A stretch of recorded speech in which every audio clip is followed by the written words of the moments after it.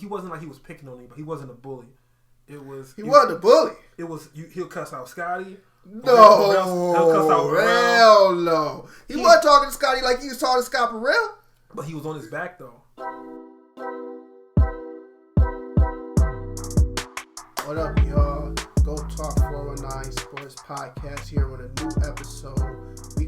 We doing a year-end review on the Last Dance documentary.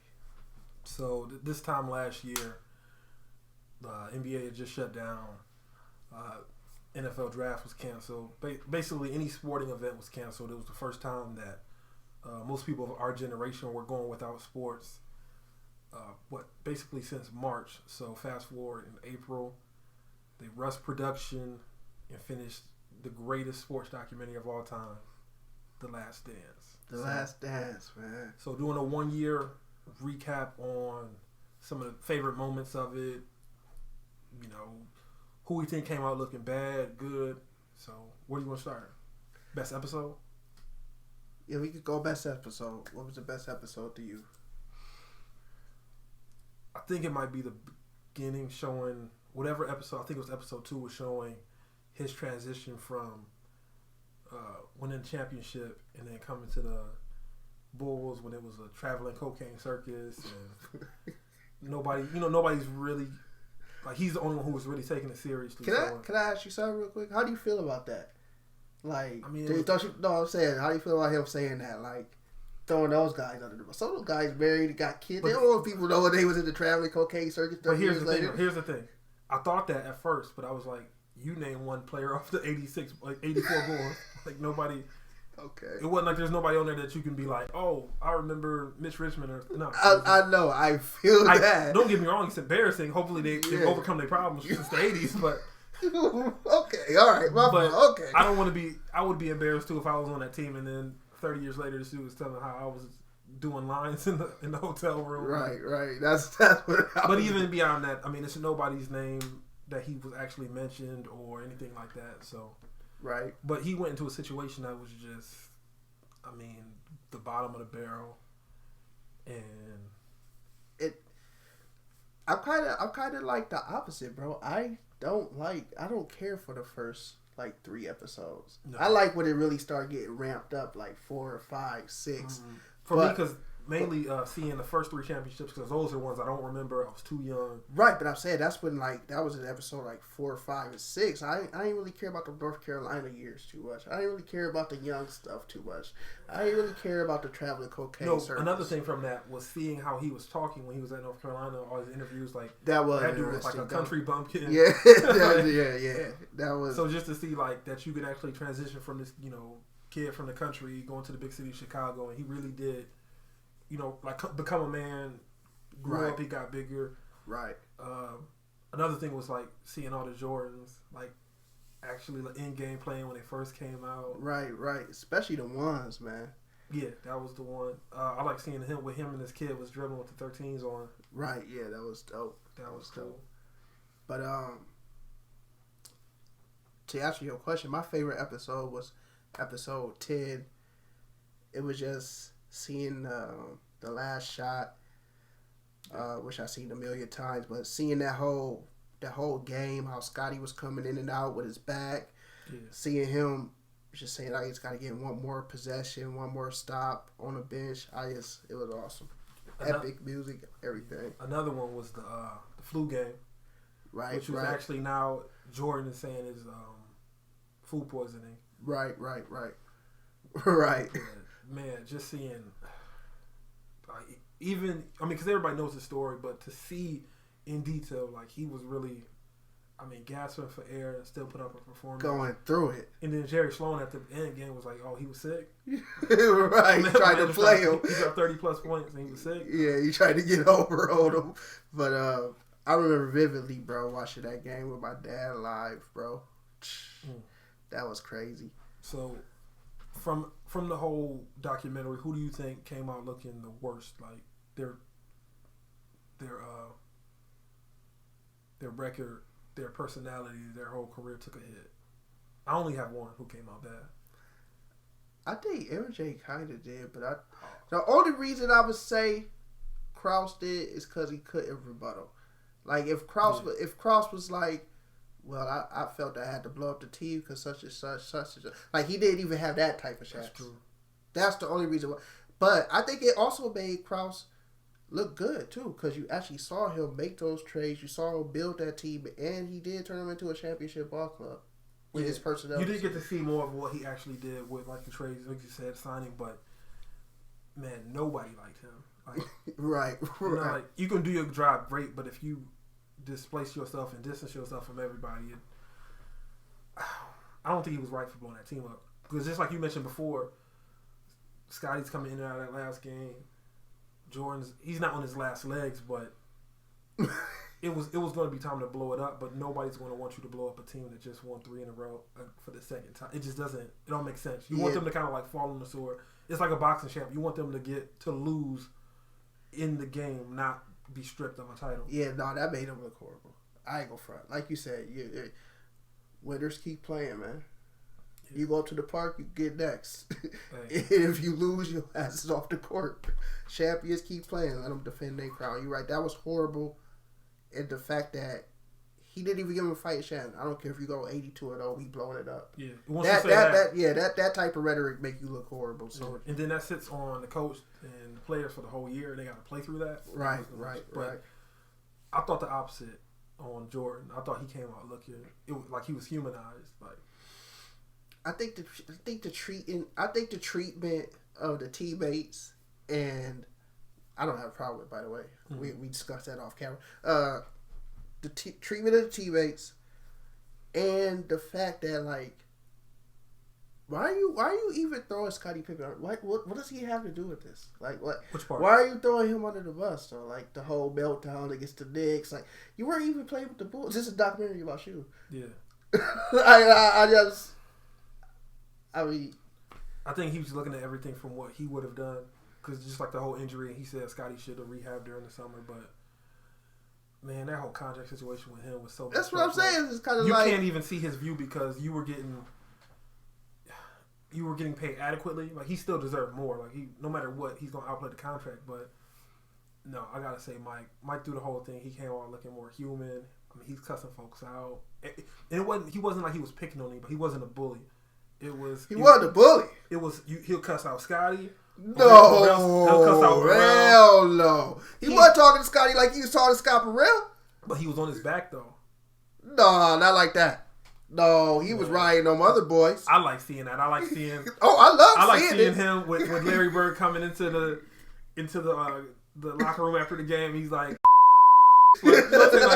Thanks, Tom. Yes, baby. Had to bleep something. Thank you.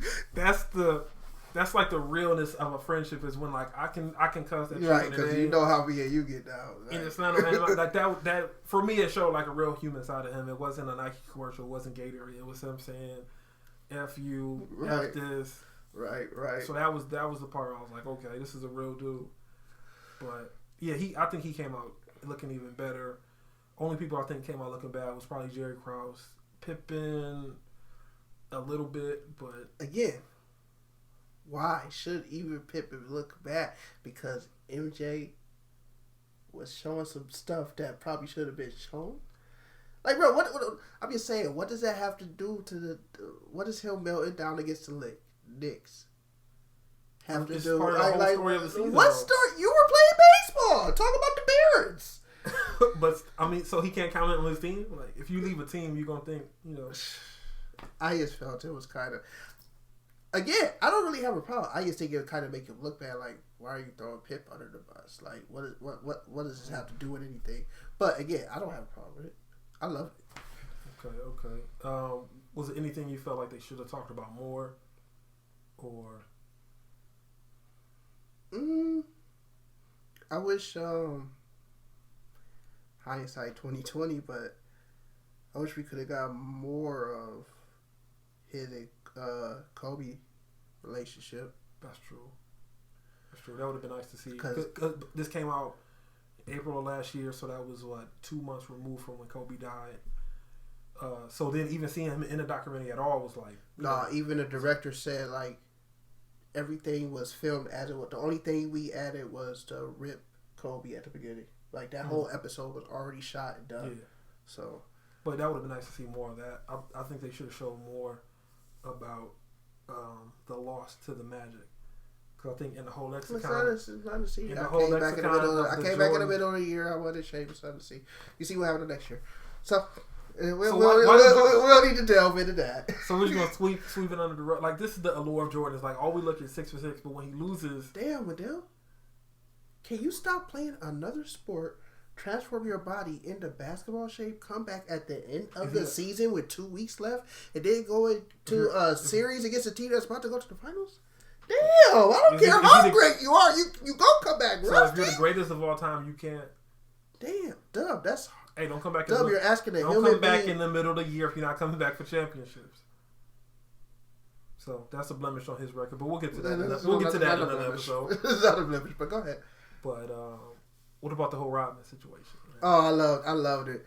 Rodzilla, I loved all of it. I loved the whole Rodman thing. There's not one thing he did during that season that you could ever get away with now. Like, only person, well, Kyrie did it. He left his team when I was saying. See, now here you go with this. Did he not? I'm getting only facts. Why? Like, come on, man. So I tell you know what? He has issues, bro. Who, Kyrie? Yeah. Oh yeah, he is like a new age Rodman. Just do whatever he wants to do. No, can't leave the team on his own. I'm not about to get it. All right, but no, the whole Dennis Rodman situation was unique. I mean, he could only fit there to be able to get away with that. I mean, just like you said, to your point, just in that era, because like you said, yeah, you could never be on Monday Night Nitro and playing a playoff game in Utah the next night. Right. Yeah, Adam Silver ain't playing that. You've been fined, suspended. But again, just seeing another thing that shocked me. I mean, which I think I knew, but seeing how hard those Jazz series were, because I'm of the opinion that. I think a lot of his finals victories were teams that were inferior. I mean, not to take anything away from him, but I don't think the Sonics team. Are you sure? Are you sure you don't want to roll this to the next episode? Because you're taking a lot of shots. He's a 6-time champion. Like, you can never take that away from him. I'm saying 11-time champion. But go ahead. I'm saying when he was in his finals, the only ones where I feel like he thought I have a chance at losing this one are the Jazz ones. Like, that is those two were the Stockton and Malone or who pushed him, I think, to the brink of like a loss. I think all the other ones were like he felt like that was a great Suns team. It was. That was a great Sonics. That Suns team had the best record in the league, and the league MVP. Come on, man. How many games did they win? I don't know, but they won the most. It wasn't that Jazz team was just stacked, loaded. Like, they had the most legitimate shot to take them down.